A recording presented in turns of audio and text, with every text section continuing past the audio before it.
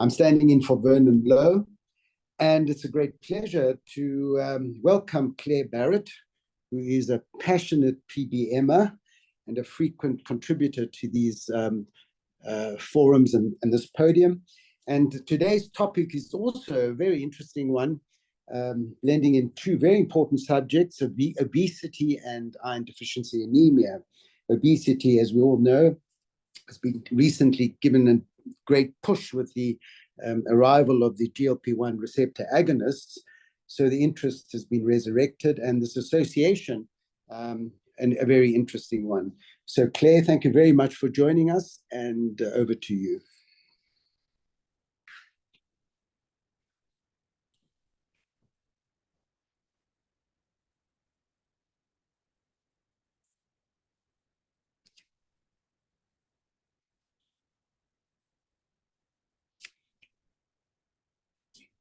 Claire? Sorry. I didn't unmute myself. I just want to make sure, can you see my screen? Yeah. Okay. Thank you very much for the invitation to present from Vernon, even though he's not here, and to everybody here on the call. Today, we're going to talk about something that's interesting and I think quite topical. Like Chris said, obesity is getting quite a lot of attention at the moment, and I think it deserves the attention that it is getting. So we're going to talk about what I said, a heavyweight problem, or the collision of two epidemics.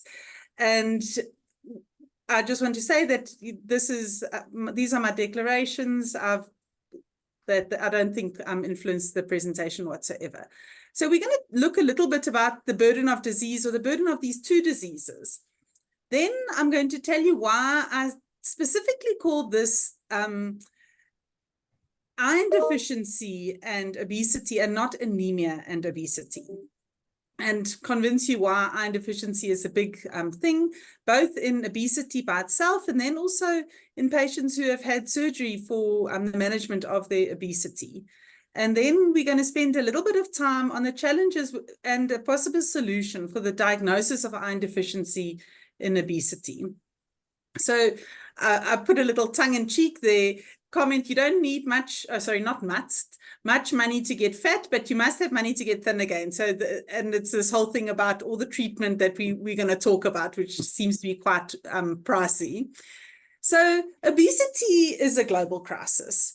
In 2022, 1 in 8 people in the world were living with obesity. So it's there. And what really shocked me when I looked at this little slide is how blood red South Africa is. So obesity is a big problem in South Africa. It seems to be less of a problem in Central Africa, West and East Africa, but then up in the top in the Maghreb or the northern part of Africa, it becomes a problem again. So obesity is a problem not only in sort of affluent countries, but in Africa as well.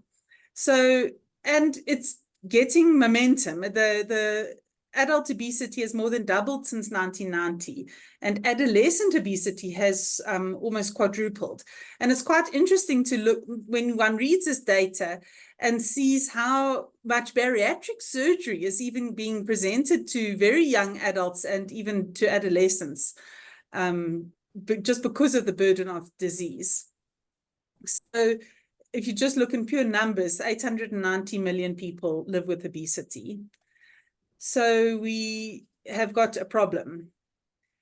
But this fits in with this, it previously was called the double burden of malnutrition, and it's now the triple burden of malnutrition. And iron deficiency and anemia fits into this triple burden of malnutrition. So on the one side, you've got overnutrition. So this is your obese individuals who have got a problem with iron deficiency. There's also the burden of nutrient deficiencies and what people call hidden hunger. So people are often actually might have a normal weight or even be overweight, but where they're actually starving in the face of plenty. And then there's undernutrition as well, where people might be underweight or else just eating poor quality foods. And often this all happens in the same population. And if you think in the South African context, I'm sure you can sort of picture that, just thinking about the people that you know and have had to do with, whether it's in the clinical realm or even just in your social circles. So if you look at the causes of anemia all over the world, this is not the most beautiful graph, but here it is. So if you look at these little bars, they all indicate a condition that causes anemia. Right down at the bottom is where Africa sits. So you can see Southern Africa is where we are. So iron deficiency, which is the orange bar, is still the leading cause of anemia, even in Southern Africa. You can see more in West and Eastern Africa. Other causes of anemia do start to feature, with the hemoglobinopathies and malaria and other conditions. But where we live, iron deficiency is still a big problem. And there are many reasons for that. So you can also see that anemia and obesity sort of don't mirror each other. They're inversely related. So, so Central Africa is more just riddled with anemia, but not necessarily the obesity. So I'm now going to tell you why I decided to not, and purposefully called this talk the association, or, the collision of iron deficiency and obesity. Because often in patients with obesity, they struggle with multiple other problems. They are not just obese. Many of these patients are chronically hypoxic. So whether they've got obstructive sleep apnea, which is, temporary hypoxia, or obesity, hyperventilation syndrome, whether they've had previous DVTs with pulmonary emboli now, or VQ mismatch just due to their sort of heavy chests and thick chest walls, and not the whole VQ perfusion and ventilation don't match nicely. So this now causes chronic hypoxia, and the physiological response to that is not anemia. It's quite the opposite. The physiological response to that is actually erythrocytosis. So we've also got other hormonal factors that come in, which of the most common one is insulin and insulin resistance in obese patients. And insulin, as you know, is a growth factor. And actually, patients with insulin resistance have often got increased erythropoiesis and not decreased erythropoiesis. And you can, so some of the long shots that I read about was the, overweight or obese patients tend to sweat more, so they've got more perspiration, and therefore they're more hemoconcentrated. So we might be masking anemia in those patients. And then also the association between non-alcoholic fatty liver disease and erythrocytosis as well. So what I'm trying to say with lots of words is that obesity is not really associated with anemia. And in fact, quite the opposite. But and this is not just my opinion, and it's not just me applying some physiology. If you read most of the papers will say, actually, no, obesity is associated with a lower risk of anemia, but a higher risk for iron deficiency.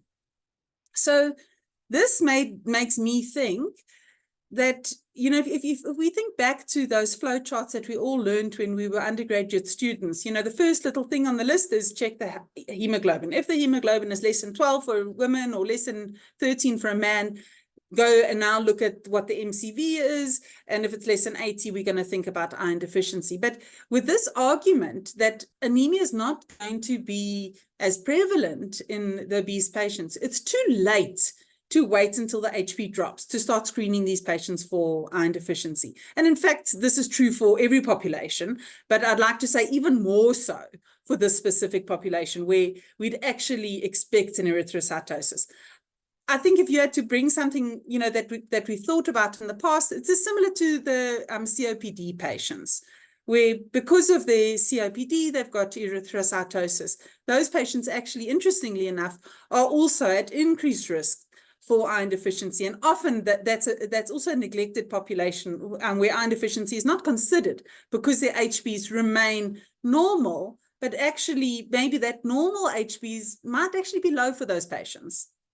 And I'd like to argue that for obese patients as well. So what happens when you are obese?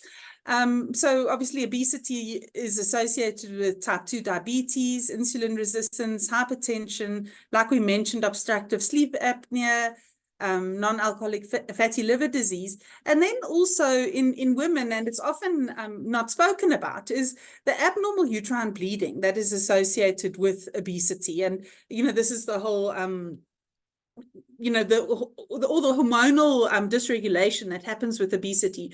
And some of these patients bleed significantly as a complication of their obesity. And I think they often, these patients might feel shy to talk about it, and we don't think about it. And that's often also a contributor to iron deficiency in this population. And obviously, if the abnormal uterine bleeding is significant enough, it can certainly lead to anemia as well.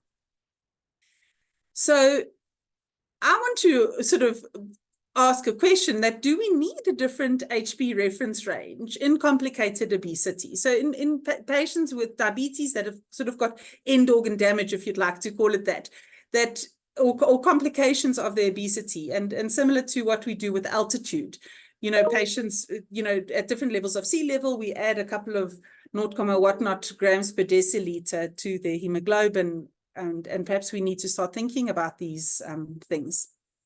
So we know that the biggest problem with obesity is, or not the biggest, one of the problems with obesity is that actually obesity is a chronic inflammatory state.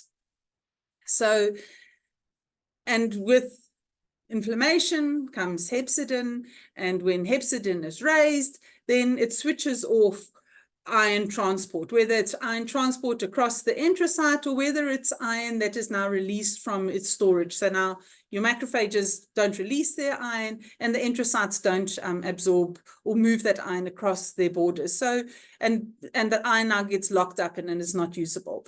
And indeed, this is why, and one of the biggest drivers for iron deficiency in the obese population. And that's all fine, like, before you've had any surgery. But in patients who are now being presented for bariatric surgery, it becomes a little bit more complicated. So where these patients have got inflammation, now we're adding more reasons for them to become iron deficient.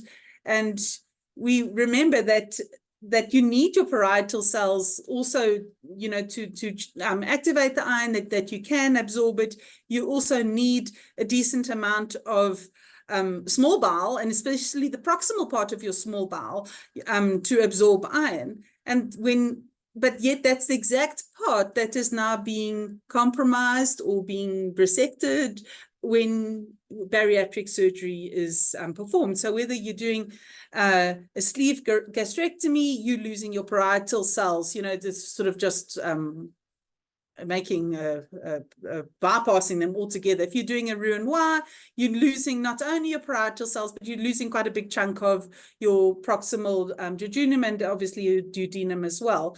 And then also the one anastomosis gastric bypass, where pretty much the same happens. So we're losing an absorptive surface in a patient who's already primed because of inflammation to not absorb their iron. And not only are we losing the absorptive surface, we're losing the parietal cells, which then make this iron, or turn iron that you've eaten into iron that's better absorbable. So, it goes without saying that this patient is a sitting duck to become iron deficient. I quickly went through drugs that we use in patients with obesity and see how they also could interplay with iron deficiency and anemia as well. And interestingly, I always thought about the biguanides like glucophage, which I suppose we all know, is that I always, we all got taught, if you're using the biguanides, your chance of getting B12 deficiency is significant. And, and somehow that's stuck from undergraduate years. But this new data, nutrients from published last year, actually shows that the use of biguanides is actually associated with iron deficiency because it decreases, that it decreases the risk of iron deficiency, The GLP-1 agonists are not associated with any changes in your iron absorption. But in orlistat, which I'm not sure, and perhaps Chris can guide us later, I'm not sure if orlistat or Xenical, its trade name, is still used much these days. Chris, is it still prescribed much? Well, not much, no. Yeah, I think the side No, effects are terrible pretty GI horrific. side effects. Yeah, GI side effects preclude it really. Yeah, but I mean, for those patients that are using it, we know that, I mean, the way that orlistat works is that it stops, fat absorption. And obviously then, as a consequence, you're not absorbing your fat-soluble vitamins. And interestingly, there's a large role that vitamin A plays in the regulation of iron absorption as well. So then, those few patients that are taking orlistat, they've also got a risk of iron deficiency. And then there are some other drugs that that are used elsewhere. Well, Contrave is used in South Africa. I can't see any data that's associated with iron deficiency. And then Duramine as well is also not associated with iron deficiency, although there are risks of GI bleeding and stuff with these drugs. So I think in summary, I don't think the drugs really play a role in the etiology of iron deficiency in these patients. So we're sitting now with this population that we say has got a high risk of getting iron deficiency. But we also know that inflammation, which is now the same thing that's driving the iron deficiency in this population, also is really muddying up the water, because we can't diagnose the iron deficiency because of the inflammation. So this is a proposed flow diagram that it was first proposed and actually then tested by another group, and they published their data this year. And with this, well, this is not their flow diagram, but they pretty much applied the exact same principle, where they say, let me step back. So if you're going to do a ferritin, in the absence of inflammation, if your ferritin is less than 30, I think nobody in this room is going to argue about that is iron deficiency. But it becomes muddy when inflammation is now a confounder. So if the CRP is greater or equal to 5, we can infer that there is then, or assume that there's inflammation. If the CRP is more than 5 and the ferritin is between 30 and 100, I mean, these numbers sound so familiar because this is the exact same numbers that we use in preoperative anemia workup. Sorry for that. So between 30 and 100, that is iron deficiency, and you're going to treat as such. But they then bring in this group when the ferritin is more than 100 but less than 300. So interestingly, transferrin saturation that they didn't really bring in here, but in this group where the ferritin is between 100 and 300, so this is sounding like the heart failure data, isn't it?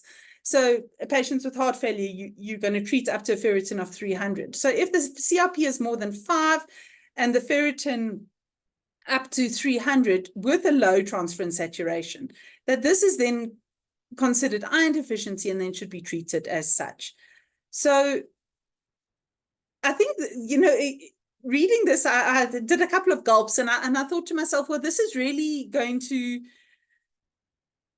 it's quite a big mind shift to think that I'm going to be giving, active treatment for patients with a ferritin of up to 300. And it would be interesting to hear what the group says, when we discuss it, whether this is something that we'd apply in our environment as well. So before the little flow diagram was published, many people started to argue and say, look, ferritin alone is not going to cut it. And I think, like the heart failure data as well, people agree with that with other conditions. And because of the inflammation, ferritin, we know that ferritin is going to go up when you've got inflammation. But interestingly, the complications of obesity also increase ferritin. So like diabetes, like hypertension, is also associated with a raise in ferritin. So so this was then proposed. So this was the article, and it's quite an easy read, and encourage you to read it. But I'm going to show you sort of what they did. So they compared two methods of iron, two methods to diagnose iron deficiency. So the first was just to look at the ferritin less than 30, like we always do. Or else their second method was to say, okay, well, we keep the ferritin of less than 30, but if the ferritin is between 30 and 100, we add a CRP. If the ferritin is from 100 to 300 and the CRP is more than 5, and the transferrin saturation is less than 20%, that's also iron deficient. This little group is a group that I don't know how I feel about them, and I'd like to hear what others say. But they even included people, irrespective of all of this, if your transferrin saturation was less than 20%, as also iron deficient. But and they had quite a nicely defined population that they did the study on. So these were all patients that were pre-operative. So, they didn't have the confounder of the inflammatory response post-op. They, if you had a BMI between 30 and 35, and you had, some of these obesity-associated comorbidities, you were included, or else if your BMI was more than 35 without comorbidities, you could also be included, and you had to be in this age range of 18 to 65, and excluded. So I think that this was neat. They excluded people who had infections, or even if they didn't have infections, but they had evidence on their full blood count of infection. Pregnant patients, patients taking iron supplements, which I think is sensible, and many studies don't provide for that. And then also patients taking NSAIDs. They excluded all of those. So I think that they selected a reasonable population. So this little picture here is their N. So it's not percentages. So even though the numbers look similar, they're not the same. But if you just used ferritin to diagnose iron deficiency, you picked up 30% of patients. Whereas if you added all of these others, like that little flow chart said, you actually pretty much just flipped it around, and where the non-iron deficient number now becomes your iron deficient number, and your iron deficient number becomes your non-iron deficient number. So they propose that we're missing the majority of patients if we're only going to use ferritin of less than 30 in the diagnosis of iron deficiency in these patients. So I'd really like to tear this apart a little bit later. So we know that the prevalence of iron deficiency in surgical patients in general is high. Obviously, in patients that are going to surgery for bariatric surgery, it's higher, but maybe even higher than we know, because we are missing cases because of what we've just said about the diagnostic criteria. We need to sort of take note that iron deficiency in many articles, like we started off with, is that it's commonly identified in the absence of anemia, especially in the context of bariatric surgery. We know that iron deficiency is associated with poorer outcomes post-bariatric surgery, so there's a need to screen for it. And we know that after bariatric surgery, I mean, if you look at these numbers, so some of the 18% pre-bariatric surgery to up to 53%. And I mean, there's so much data that this was just one article I took. But I mean, it almost more than half of your patients, irrespective of which type of bariatric surgery you have, the risk of iron deficiency increases. The specific groups that are at risk for anemia, and also just be careful of that, it's not iron deficiency, and this is anemia, although most of the anemia was iron deficiency, was especially in females and patients who had the Roux-en-Y more than the gastric sleeve. So this is just showing that the importance of keeping an eye and a handle on your ferritin in years post bariatric surgery. So that this significant iron deficiency, or a ferritin of less than 15, which is really low, continues, and actually can even rise, especially in women, quite late on. So just keep an eye on that, and remember these patients and the need for continuous monitoring. So this is also just shows the fall in ferritin in both of these groups, and women more affected than men. So when do I need to think of iron deficiency in patients or in obese patients? So I say pre-op, and that's also the patients that were never even considered for operations. We need to consider it's in all obese patients with at least a BMI of more than, let's say, 30, but other people might argue and even say that we should, but let's say 30. So we need to think about it in obese patients. We know that this is probably going to come at a significant cost implication. If we go back to that very first map of the world, and where we see South Africa is red hot with the obesity prevalence, we need to think about it post-operatively as well, and we need to continue, and I mean up to 5 years, but the truth is, no, it's not up to 5 years, it's forever. And importantly, some patients will try and tell you, and there was quite a sweet study where they looked at women who said, no, you know, I'm not menstruating anymore. We don't need to worry so much about the iron deficiency post menopause, even though I've had my bariatric surgery. And even without those losses of menstruation, these patients are still losing iron. So, but I mean, anatomically, it makes sense, doesn't it? So ferritin continues to drop.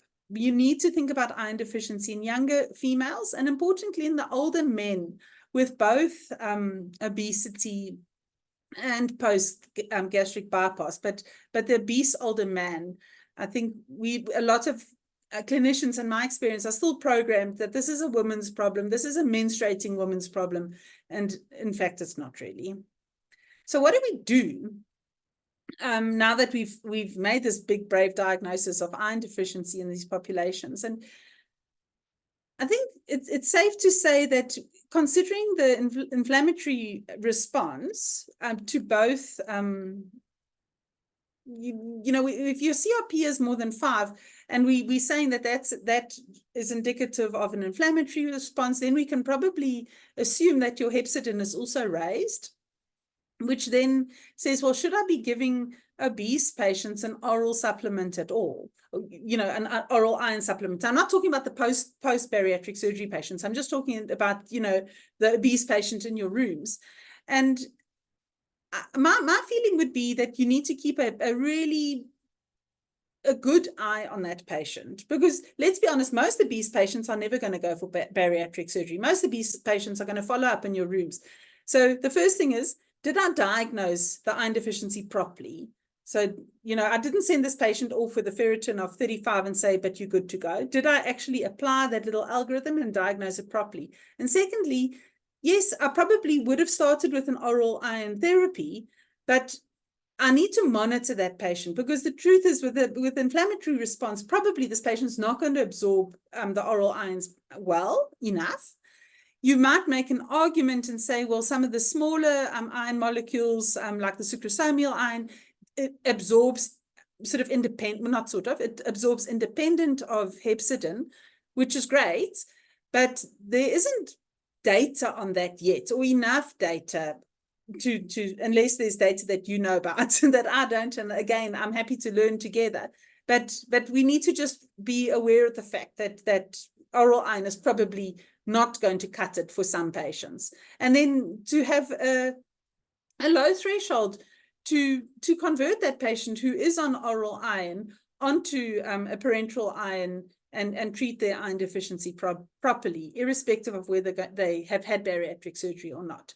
For the patient who has had bariatric surgery, I think that's pretty straightforward. Those patients, I wouldn't even mess around with oral iron with. Those patients have got enough gastrointestinal side effects or complications or consequences of their surgery already, and their absorptive surface is so sort of changed in any case that parenteral iron is better for them. Again, don't only think about iron deficiency in anemic patients, and don't feel bad if you've never thought about it before. I always like to look at what other people are doing. So even screening for iron deficiency, as much as it's so intuitive post-bariatric surgery, it still seems that a lot of people are not doing it. And even when patients have been screened for iron deficiency, even just with a, you know, without a complicated algorithm, even just a plain Jane ferritin less than 30, less than 10% of patients who actually have got iron deficiency see parenteral iron therapy, and it's quite scary. And less than 5% of them are given oral iron therapy, which that one I can forgive them for, but I can't forgive the fact that we've got iron deficiency and we're not giving these patients proper parenteral therapy. So, you know, we need to come to the party, we need to up our game and to start treating these patients, because we've all heard so many talks about the effect of iron deficiency on quality of life, on fatigue, hair loss, or bruising. I mean, just so many things that these patients are struggling with. In any case, I think to give them parenteral iron therapy would really just improve their quality of life. But in the context of obesity, we mustn't forget about the other things that might drive anemia, not necessarily iron deficiency anemia, but but anemia in this context. So vitamin B12 is, 1 in 5 obese patients have got a vitamin B12 deficiency. That was quite interesting for me. And then the vitamin A malabsorption that we spoke about earlier with the orlistat, that then also influences your iron absorption or regulation. So I think just to wrap up and sort of take this message home is that obesity is usually not associated with anemia. Therefore, anemia shouldn't be the thing that prompts you to do the iron studies. Obesity without bariatric surgery is associated with iron deficiency, and whether this is then from inflammation or insulin resistance. Iron deficiency must be addressed before these patients go for bariatric surgery. As I said here, the diagnosis of iron deficiency and obesity is still a little bit tricky, and I don't think that it's completely sorted out yet, but we need studies, we need data, we need to challenge these things. And obesity with bariatric surgery is associated with iron deficiency because of the absorption. It's associated with anemia, especially the patients that do like really well after their bariatric surgery, and when the weight just falls off, it seems like the hemoglobin also just falls off. And often these patients have got anemia despite oral supplements, which also is quite intuitive. So I think we're still sitting with some questions. How do we diagnose iron deficiency in obesity? Do we maybe need to develop HB reference ranges in patients with obesity, similar to what we do for patients at a higher altitude? So that is a short overview of iron deficiency in the obese patient, and I look forward to hearing some discussion. Thanks, Chris. Excellent, Claire. Thanks very much. So post your questions on the chat box or unmute and unvideo and ask verbally. Please feel free. Very fascinating subject, Claire. So as far as the diagnosis is concerned, I mean, this is the big problem. I mean, and yes, counterintuitive to start giving patients iron with ferritins between 100 and 300 or above. But the use of soluble transferrin receptor as a diagnostic test to differentiate these patients? So that is something that is being discussed, and that we can't rely on our traditional markers for iron deficiency. But soluble transferrin receptor is not something that is available at many labs. And the other thing is that the turnaround time for soluble transferrin receptor, well, my experience is that it's a test that often gets batched. It doesn't get done over weekends. And so it's not really, as much as it is a good tool, I don't think it's a practical tool. And unless it can start being brought into these algorithms, and yes, so there's definitely people talking about soluble transferrin receptor and looking at using it more in this context. But putting the practicalities aside, because it is becoming increasingly available in private practice in South Africa, yes, it's not it doesn't represent our population, but if putting aside the practicalities, I mean, that test could be a very useful marker in clarifying those patients who are truly obese. And is there data on the use of soluble transferrin receptor in obese patients with iron deficiency? So in reviews, there's suggestions of using it, but I did quite a lot. I really read a lot, and I can't see that it is being used, that they've studied or seen that with the diagnostic accuracy of using soluble transferrin receptor against the traditional markers. And so no, I haven't seen, but it's something that I think that I assume the same applies in obese patients as it would apply in non-obese patients. Yeah. So ferritin and obesity. Yeah. Sorry. No, Prof. Kutsia's usually got quite good, and I saw he was on. Are you still here, Prof. Kutsia? No, he's gone. No, because I thought maybe he would have some insight into the laboratory, into soluble transferrin receptor and its applicability, but he's not here anymore. So yeah. And then just a point on ferritin. No, I'm here. I'm here. Oh, please go ahead. Yeah. Sorry. Look. Firstly, I just wanted to talk about reference values, laboratory reference values. Most most laboratory reference values have been determined using old-fashioned Gaussian, that's normal distribution, old-fashioned stats. I take the example of ferritin. So a lower limit of 30 or 15 or whatever you think is statistically sound, but has got no bearing at all on your clinical condition. You know, and with most of these, the laboratory reference values, if you use the Gaussian things, there will be at least 2.5% of the normal population on either end that are outside the limits, but are completely normal. The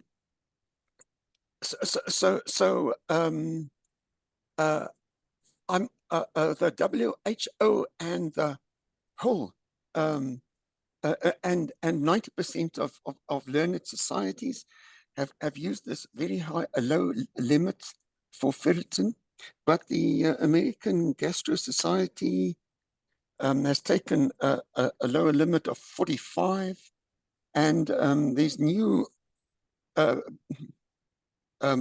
data on using iron isotopes that makes it 50, and that's without inflammation. So that's my spiel on ferritin values, and of course the other thing is when the ferritin goes really up, severely up or down, the tests become less accurate. So you know, I think you need to take the patient's condition into account, and especially the CRP. And now the second thing is on the iron transferrin, the soluble transferrin receptor thing. Look, in laboratory medicine, there are just as many fashions as in clinical medicine. So the latest fashion in iron deficiency is the soluble transferrin receptor. But the thing is, it's not standardized. I phoned 3 laboratories in South Africa that are offering it. They all have totally different reference values. So at this stage in science, I don't think one must put too much emphasis on it.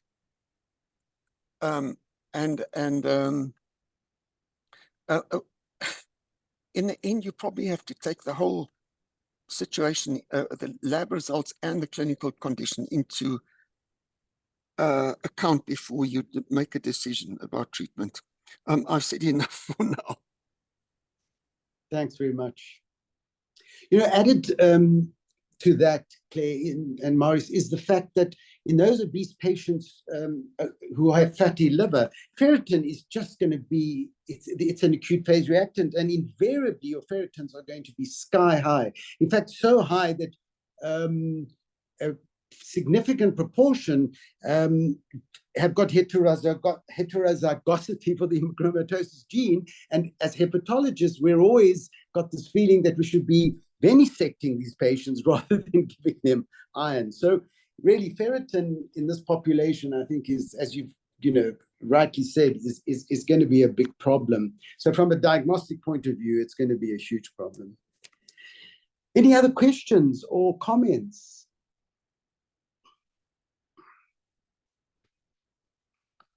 Chris, maybe, I mean, that also makes me feel uncomfortable, is these very high levels that they propose that we treat patients, ferritin of up to 300. And like you rightly say, in the fatty liver disease patients, where they already have got this inflammatory process going, are we not doing the patients a disservice? But, because this study, they argue, oh, no, we're missing all these patients with iron deficiency, and naughty us for missing the patients. But are we not over-diagnosing iron deficiency? That's actually what I'm asking. And that's where I think your question about soluble transferrin receptor, as much as I completely agree with what Prof. Coetzee is saying, is that whether it's practical and whether it's standardized and, locally, I've not had much joy with soluble transferrin receptor. I've loved it, and now I don't just ignore it. Oh, but okay. I'm not a lover of it, but I had a brief love affair with it, but it wasn't long lasting. But I am worried that we might be almost going on to the other side, where we're overdiagnosing and at risk of overtreating patients, because we're arguing that in this context, we're not giving this patient an oral iron supplement, because we're arguing that iron deficiency in bariatric surgery then becomes non-anemic iron deficiency, which then would qualify for parenteral iron. I mean, that's where we're going to with that argument. And are we doing the patient a favor? I mean, I can tell you, you're going to have a hard task selling to hepatologists the use of iron in patients with fatty liver who've got very high ferritins, no matter what markers you use. It's just, and I think it could very well aggravate the chronic inflammatory state. I think caution has to be applied there. I think we tend to venisect patients more than give them iron.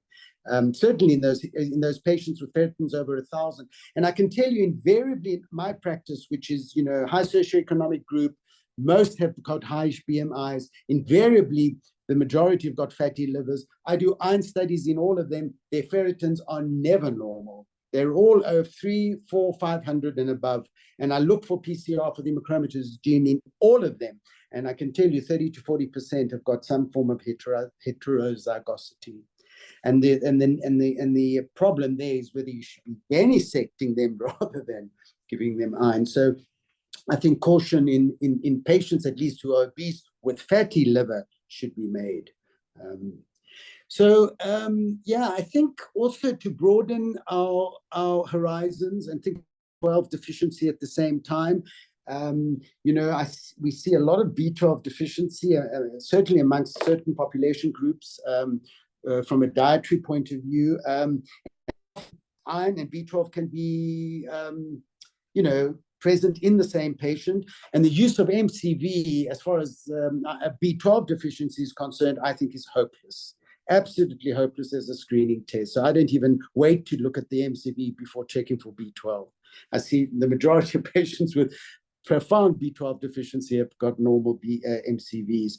So yeah, I think very nice that you showed this, overlap that we must be aware of. There's a question, I think. Much appreciated. Oh, well, thank you, from Nicholas. Thank you, Nicholas. Very good talk, yes.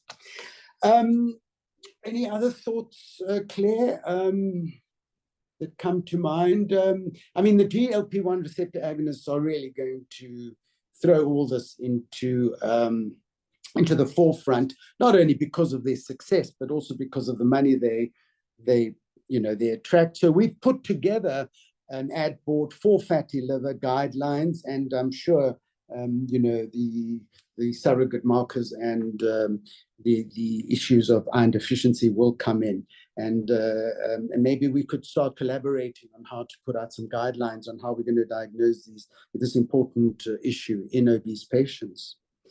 So that was actually, sorry to interrupt you, Chris, but that's where I was thinking that we need to be able to give guidance to the general practitioner who most of these patients are going to be seeing. I mean, let's be honest, the lucky ones are going to get to see you, but most of them are going to be managed by their general practitioner, and there is some guidance that is practical that needs to be shared with the general practitioner. And I wouldn't be sure quite yet that this little flow diagram is what I'd share with the general practitioner. Yeah. And especially with this one here, where they say, well, anybody with a transferrin saturation of less than 20%, they considered iron deficient. That just sort of made my fingers curl a little bit.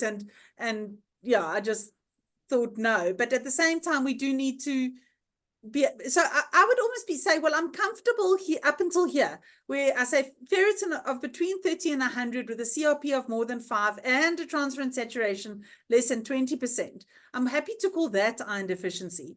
But this group of the 100 to 300, I'm not sure where I stand on that. And I don't know that I'd be able to convince myself to write out a script for however nice and safe the parenteral iron was.